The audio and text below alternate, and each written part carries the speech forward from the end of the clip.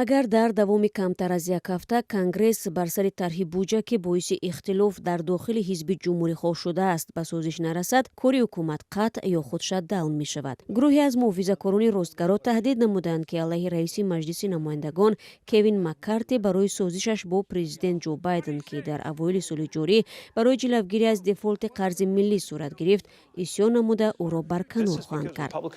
این از آن سبب است که جمهوری خواهان حتی در کاخ بین خود به موافقه رسیدن نمی توانند. در خاطر دارد که کوین مکارتی و پرزیدنت بایدن سازش بستند و این برای همه جانب‌ها یک سازشنامه دشوار بود. آن معنای کم کردن بعضی از مبلغ‌های را داشت که ما برای بهبود راه‌ها، پل‌ها و فرودگاه‌ها استفاده می‌بردیم و حالا طلب ما این است که این سازشنامه را رعایت کنند.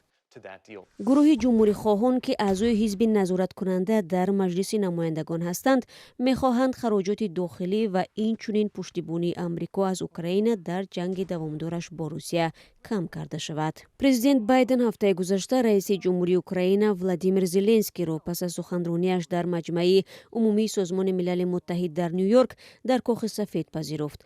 بایدن وعده داد که از اوکراین پشتیبانی می‌کند. مردم اوکراین به مبارزه در پیش ساده آماده هستند و ایالات متحده در بر شما خواهد بود. مکارتی با مبلغ 300 میلیون دلار سرمایه گذاری نمودن اوکراین را همچون یک بخشی از خراجات حربی به بررسی پالاتای نمایندگان واگذار کرد، اما در گمان است که این پیشنهاد به جناح راستگرا پسند آید.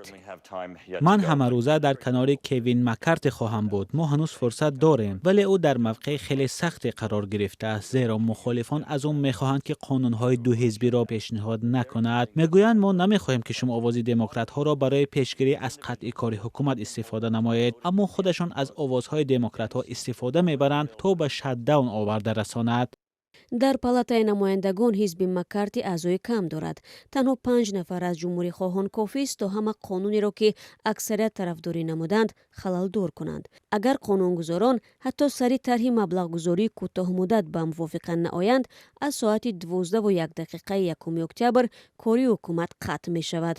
قانونگذاران در واشنگتن روز سه‌شنبه بار دیگر تلاش خواهند کرد که از قطع شدن کاری حکومت جلوگیری نمایند.